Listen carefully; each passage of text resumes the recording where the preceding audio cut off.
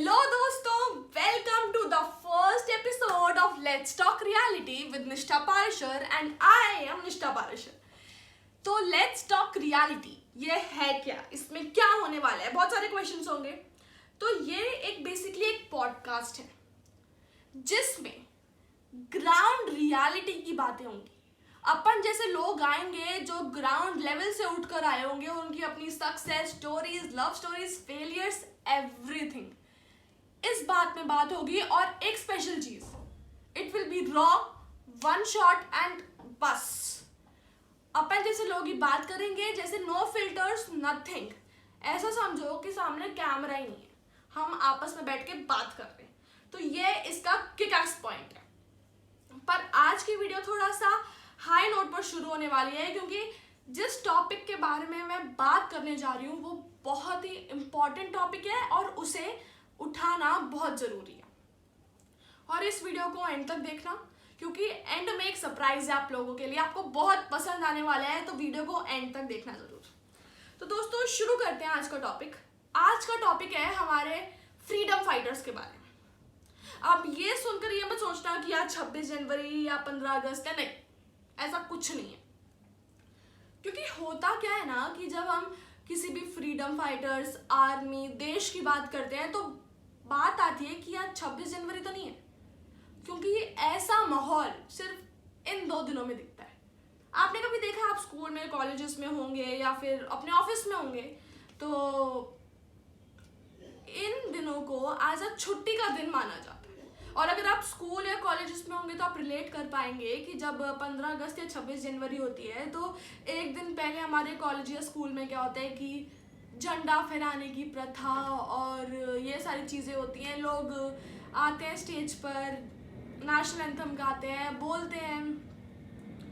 ऐसा लगता है कि सब कुछ स्क्रिप्टेड है, एज अ रोबोटिक फॉर्म में कुछ चीज़ें चल रहा है। हम परेड देखते हैं टीवी पे, न्यूज़ चैनल उस दिन अलग अलग चीज़ों की बात बताते हैं, and rest of the year कोई बात ही नहीं करता, कोई बात होती ही नहीं है।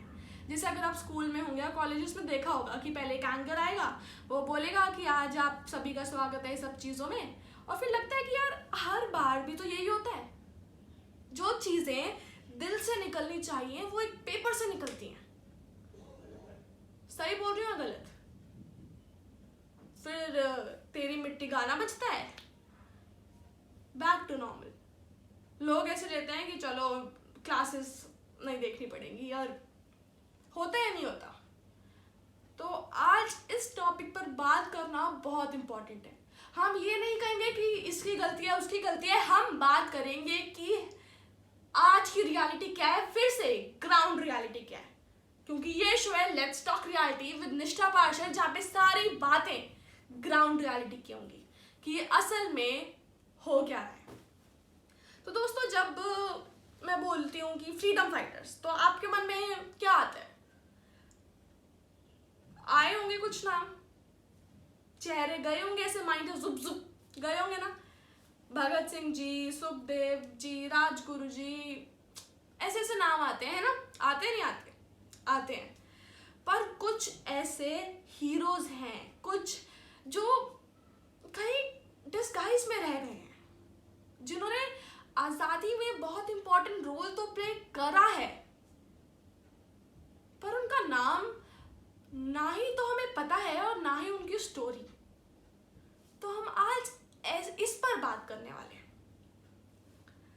दोस्तों भगत सिंह जी, हम सबको पता है कि उन्हें फांसी हुई थी और बेसिक चीज़ें हमें सब पता है।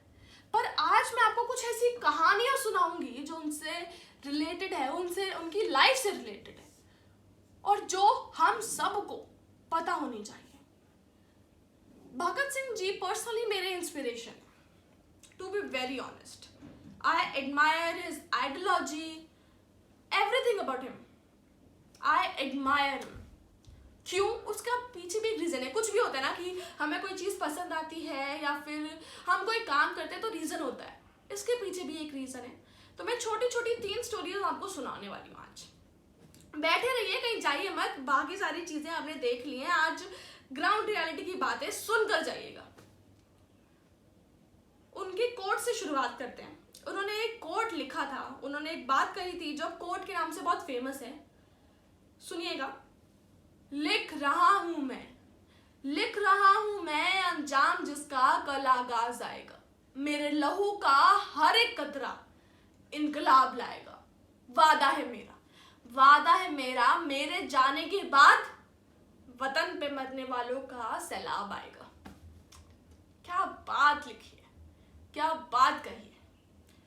तो जब वो 8 साल के थे, 8 साल आप सोच लो, जब 8 साल के थे तो किसकी चाह होती थी? चाह थी कि ये खिलौना मिल जाए, ये डॉल मिल जाए, ये चीज मिल जाए, ऐसी चाह होती है हम सबकी, है ना। वो 8 साल का बच्चा एक बार खेत में जाता है, देखता है कि उनके पिताजी आम की गुठली बो रहे हैं। वो देखते, क्यूरोसिटी होती है, बच्चों का नेचर क्या क्यूरोसिटी वाला होता है। जैसे जैसे बड़े होते हैं वो क्यूरोसिटी दब जाती है, कहीं छुप जाती है। पर बच्चे तो दिल के साफ होते हैं, एकदम कोरा होता है उनका दिल भी, बिल्कुल कोरा कागज, जैसे पूरा प्लेन नहीं होता वैसे उनकी स्लेट होती है माइंड की। जो दिल में आता है वो बोलते हैं, नो फिल्टर्स। तो वो भी अपने पिताजी के पास गया और पूछा, पिताजी आप ये क्या कर रहे हैं? उन्होंने बोला, पुत्र मैं ना आम की गुठली बो रहा हूँ, आगे जाके आम का पेड़ उगेगा और इतने सारे आम लगेंगे। उन्होंने कहा अच्छा। उनके पास ना एक बंदूक थी, वो बंदूक नहीं होती खेलते हैं जिससे हम, तो उन्होंने पता है क्या बात बोली कि फिर मैं भी बंदूक बोऊंगा ताकि बंदूक का पेड़ उगे।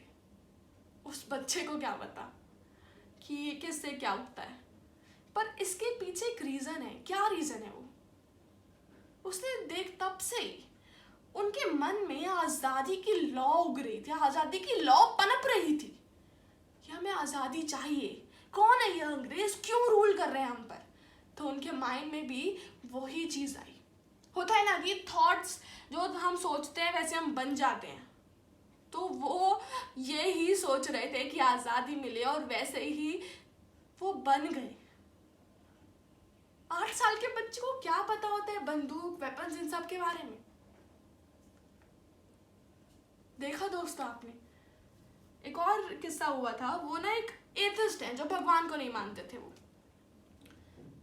पर एक दिन जलियांवाला बाग इंसिडेंट तो हम सबको पता होगा। जब जलियांवाला बाग इंसिडेंट हुआ, वो पैदल चलकर गए वहां पर, पैदल इतनी दूर, बहुत कम उम्र में। वहां पे वहां की मिट्टी जो थी वो लाल हुई पड़ी थी क्योंकि इतना खून बहा था उस ओपन फायर। वो वहां गए, अपने साथ एक बॉटल लेकर गए थे, वहां की मिट्टी उठाई, लाल मिट्टी जो खून से सनी हुई थी, बॉटल में भरी और घर आ गए। तो उनकी बहन ने पूछा कि भगत तू कहाँ था, इतनी देर लगा दी तूने? सुनिएगा उन्होंने जवाब क्या दिया। उन्होंने ये बोला कि आज हमारे लोगों का बड़ी बेरहमी से खून बहा है, अब मैं इन अंग्रेजों को निकाल बाहर फेंकूंगा। और उन्होंने उस मिट्टी की पूजा करी। इससे ये पता चलता है कि उनका धर्म सिर्फ मातृभूमि था। मातृभूमि धर्म निभाते निभाते वो शहीद हुए थे और बचपन से ही उनके अंदर मातृभूमि के जज्बात उमड़ रहे थे। वरना जो भगवान को नहीं मानते वो पूजा कर रहे हैं किसकी? उस मिट्टी की। और लोग कहते हैं ना उनको नहीं पता, पर मैं आपको let me tell you one thing, he was so intelligent, he was so knowledgeable. 23 साल की उम्र कितनी होती है? कितनी होती है? मैं 20 साल की हूँ। कितनी होती है 23 साल की उम्र? उन्होंने 23 साल की उम्र तक न जाने मतलब हजारों किताबें पढ़ डाली थी। ही वॉज सो नॉलेजेबल कि हम सोच भी नहीं सकते। ऐसा नहीं कि किसी ने इन्फ्लुएंस कर दिया और चल पड़े, नहीं, सब चीजें प्लान दिमाग से सोची समझी चीज वो करते थे। इतनी बुक्स पढ़ी हुई थी, लाइक जब वो उनका अंतिम समय नजदीक आया था तब भी वो एक बुक पढ़ रहे थे। और इसकी स्टोरी तो आपको पता ही होगी। एक बार क्या हुआ था, जब वो एक सिख थे, और सिख का तो पता है उनकी पगड़ी उनकी शान होती है, एक बार मैं स्टोरी सुनाती हूँ। एक बार स्कूल में क्या हुआ है, ऐसे ना लड़ाई हो रही थी। उसमें से एक जो लड़का था ना, वो मेरी क्लास का था, वो सिख था। उसकी लड़ाई किसी से हो रही थी। तो जो सामने वाला बंदा था ना, उसने उसकी पगड़ी पर हाथ रखा। पहले तो वो इतना एग्रेसिव नहीं था, पर उसके बाद जो उसने रेसिप्रोकेट करा ना, वो कुछ और था। उसने कहा इसको हाथ मत लगाइयो। वो सामने वाला बंदा भी समझ गया कि कुछ गलत किया उसने। शान होती है वो उनकी, हम सबको पता है। वो भी एक सिख थे, पर पकड़े ना जाएं क्योंकि अभी मातृभूमि की और सेवा करनी थी। पकड़े ना जाएं तो उन्होंने क्या करा, अपनी दाढ़ी पूरी क्लीन शेव हो गए, बाल कटवा लिए। अंग्रेजों से नफरत थी, फिर भी वो हैट पहनी, अंग्रेजी पोशाक पहनी।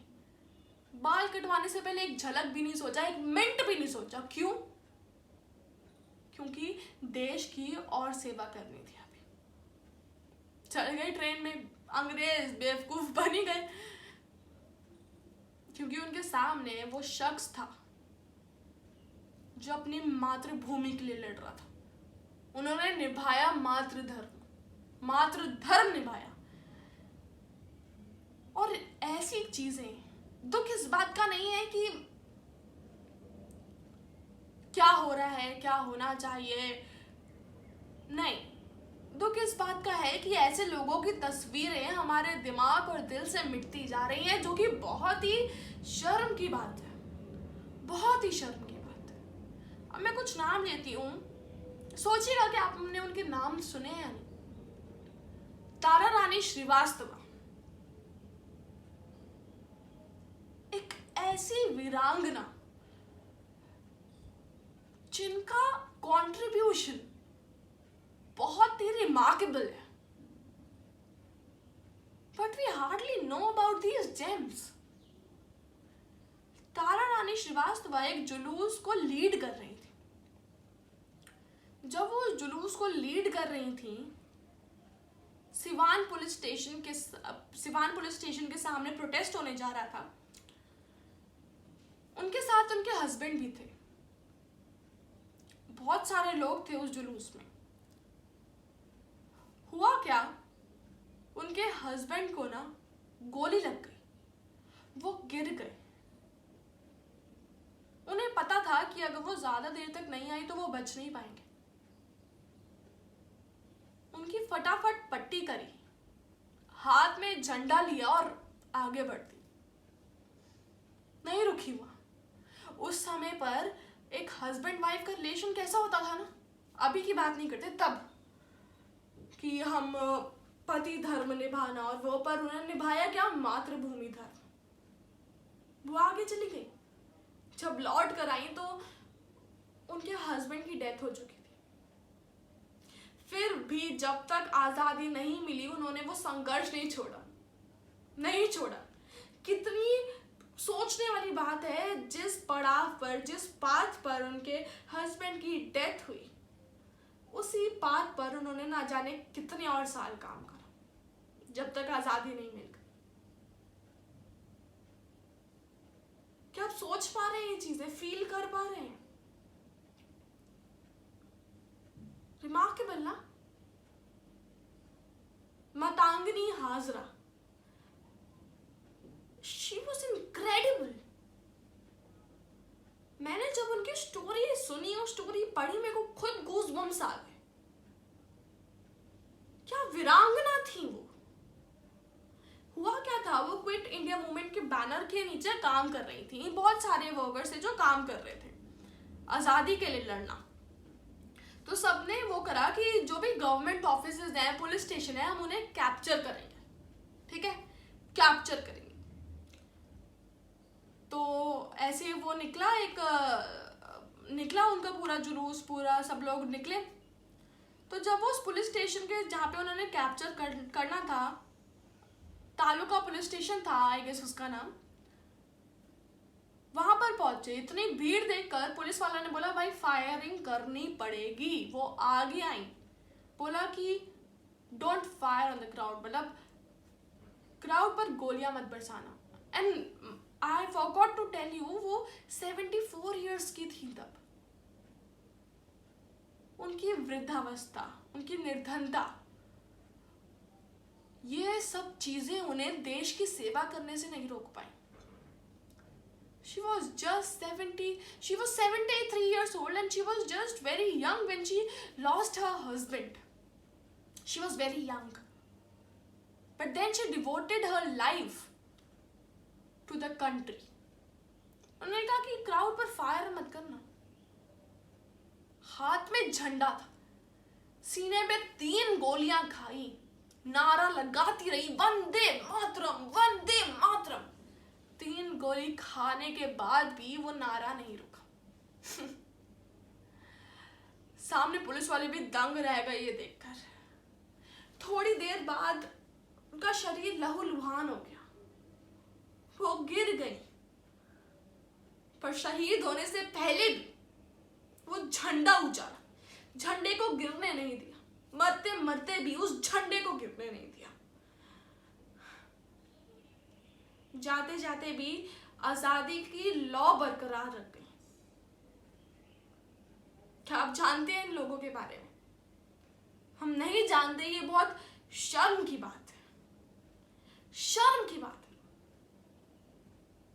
चंद्रशेखर आजाद, भगत सिंह, ये ऐसे लोग जिनका कहीं जिक्र नहीं है। हमारे इंडिया के फ्रीडम फाइटर्स के नाम पर इनका नाम ना जाने कहां आता है।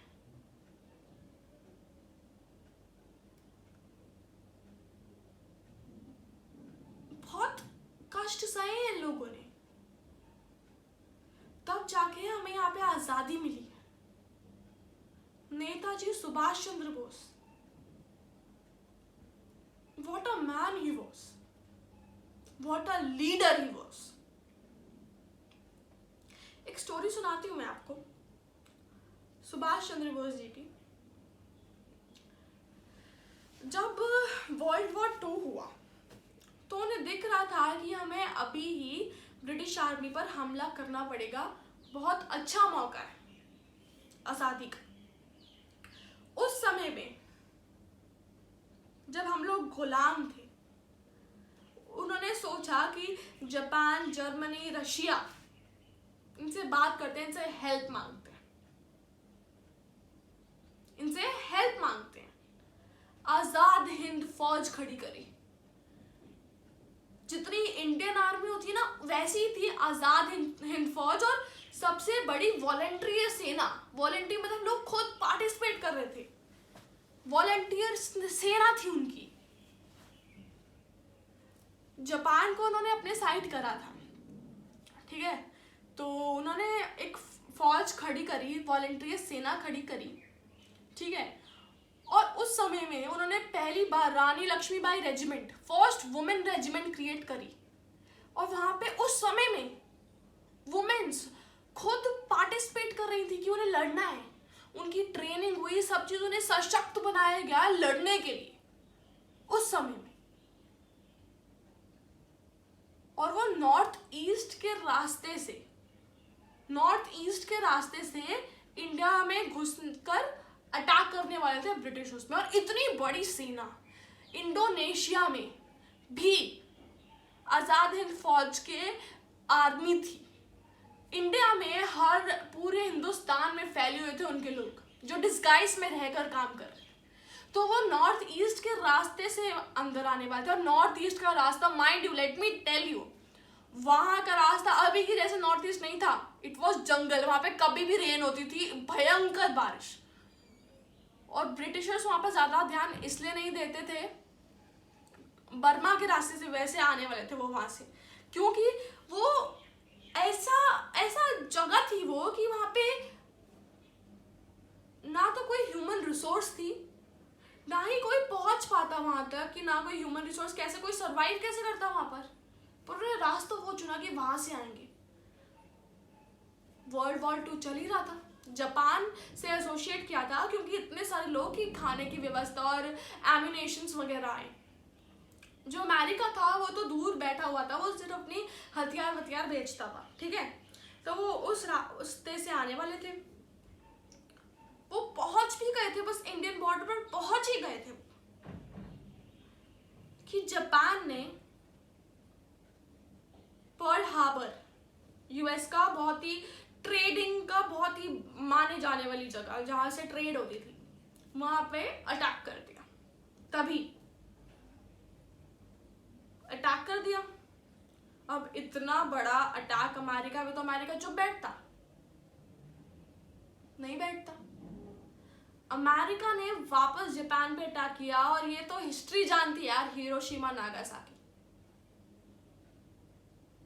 What a disaster it was.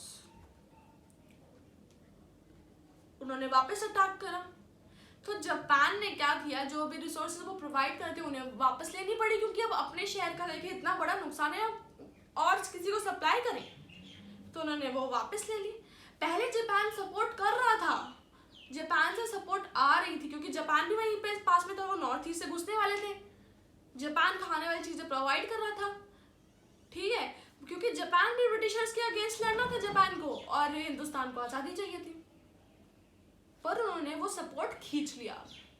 अब वो आज़ाद हिंद फौज के जो जवान थे, वो न जाने कितने महीने वहां पर रहे, कितने महीने वहां पर रहे, किसी के कीड़े निकल रहे, किसी का पैर कट गया, किसी ना खाया, एक महीने से कुछ ना कुछ पानी पीना, और इतनी भयंकर बारिश, हाथ गल गए, और न जाने क्या क्या सहा उन्होंने, क्या क्या सहा।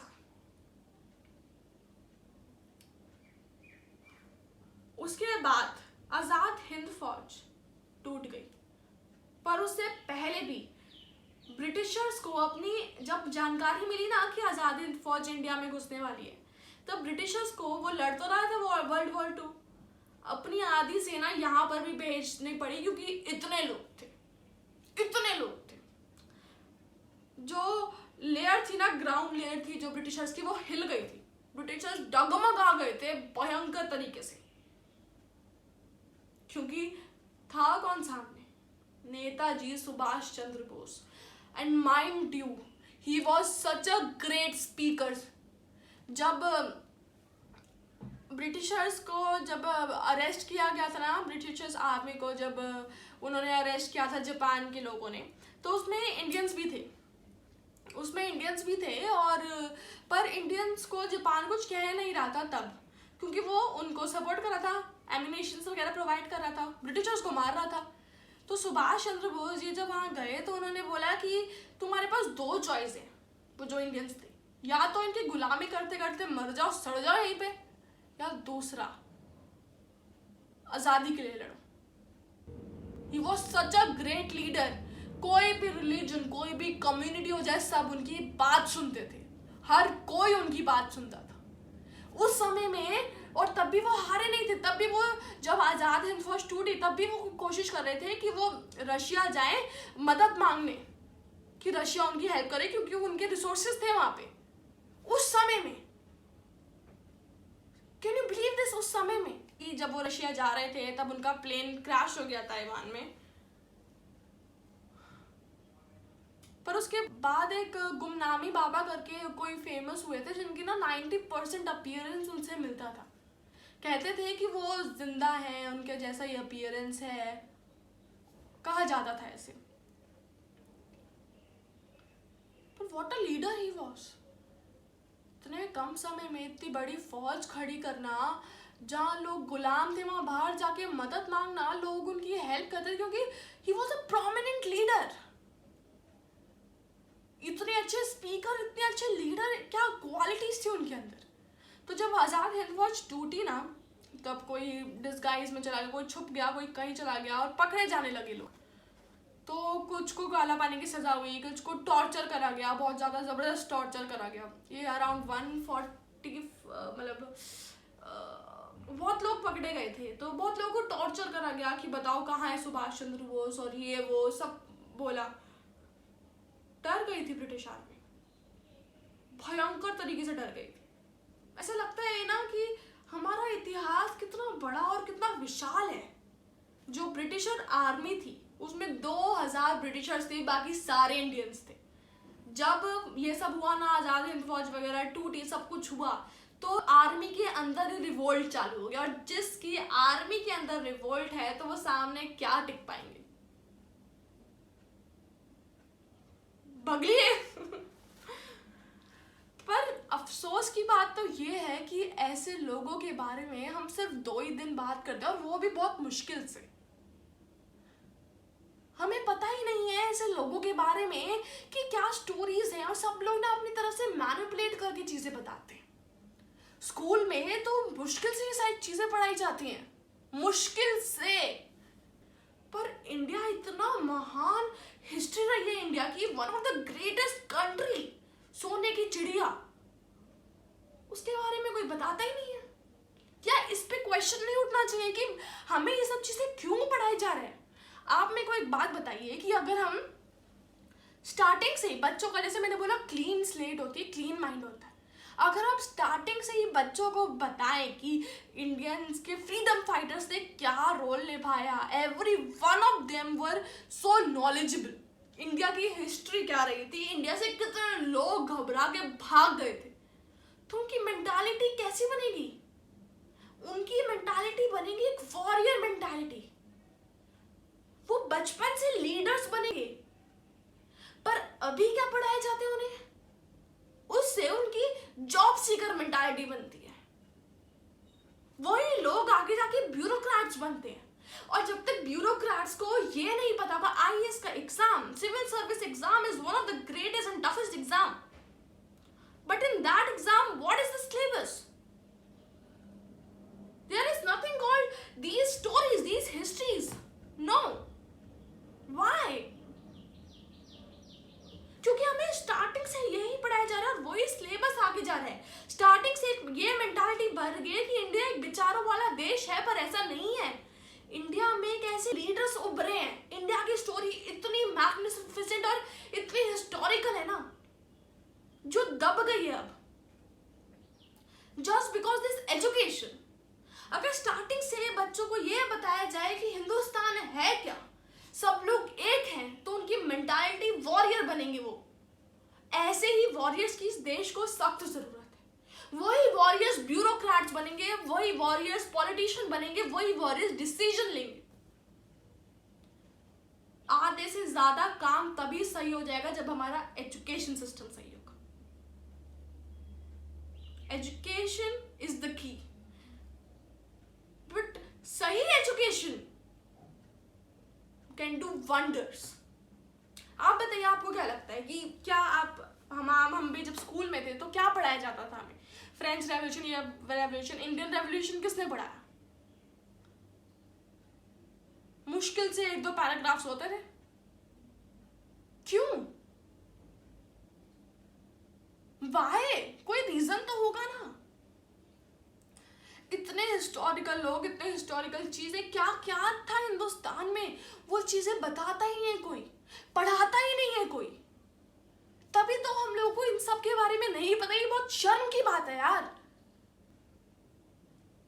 सोल्जर्स, फ्रीडम फाइटर्स को सिर्फ 26 जनवरी, 15 अगस्त के दिन याद रखा जाता है। कितने लोग शहीद होते हैं, उनका छोटी सी जगह में छोटा सा आर्टिकल आता है। क्या वो सिर्फ नंबर्स और स्टैट्स है हमारे लिए? क्यों? हम यहाँ पे सुरक्षित बैठे हैं किनकी वजह से? उन लोगों की वजह से। पर दिन में 1 सेकंड नहीं हमें मिलता कि हम उन्हें थैंक यू बोल पाए, जय हिंद बोल पाए। इतनी अलग अलग कम्युनिटीज बन गई है। रिलीजन ठीक है यार, रिलीजन अलग अलग होते हैं, पर जब तक हिंदुस्तान यूनाइट नहीं होगा ना, एक जगह यूनाइट होकर डिसीजन नहीं लेगा, तब तक चीजें और डिफिकल्ट बनती जाएंगी। बच्चों को जहां बताना चाहिए कि हमारा देश क्या था, कौन लीडर्स थे, क्या क्या किन्होंने कुर्बानी दी, they don't know anything. They don't know anything.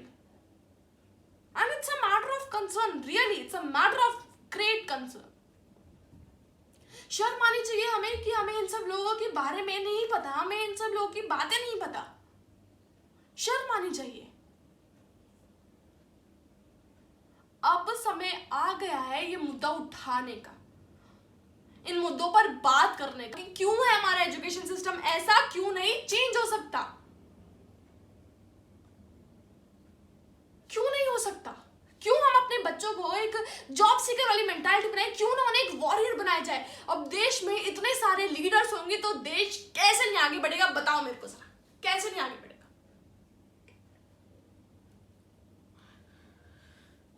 तो दोस्तों मेरे को बताना जरूर कि आपके क्या विचार है इस पे, क्या हमारे एजुकेशन सिस्टम में लूप होल्स हैं और क्या रीजन है कि हमें लोगों के बारे में नहीं पता, आप मुझे जरूर बताइएगा। बहुत बहुत शुक्रिया अपना समय देने का। अब हम लेट्स टॉक रियलिटी पे और भी एपिसोड्स लाते रहेंगे और बातें करते रहेंगे। ग्राउंड रियलिटी की बातें होंगी, सही क्वेश्चंस उठेंगे, सही जवाब हमें मिलेंगे। जवाब तो देना पड़ेगा, देना ही पड़ेगा। आपका क्या ख्याल है मुझे बताइएगा जरूर। अब आई सरप्राइज की बारी। तो सरप्राइज ये है कि अगर आप इस पॉडकास्ट में आना चाहते हैं एज आवर गेस्ट, टॉपिक आपका बात हमारी, बातें तो अपनी होती रहेंगी, गपशप मारेंगे, तो मेरे को nishtaparashar11@gmail.com पर अपना टॉपिक, अपने आइडियाज भेजिए, अपना नाम भेजिए, फिर हम सामने बैठकर बातचीत करेंगे। सब ऑनलाइन करेंगे, नो, क्योंकि हाँ अभी बाहर मत जाइएगा, बहुत ज़रूरी हो तभी बाहर निकलिएगा, सेफ रहिए। तो भेजिएगा ज़रूर nishtaparashar11@gmail.com। आपका इंतज़ार रहेगा। और ये यहाँ तक सुनने के लिए बहुत बहुत शुक्रिया। मेरे को बताइएगा ज़रूर आपको कैसा लगा। और ये क्वेश्चन आज खुद से भी पूछना कि वाई, क्यों नहीं पढ़ाया जाता और मुझे क्यों नहीं पता। जय हिंद, जय भारत, बहुत बहुत शुक्रिया।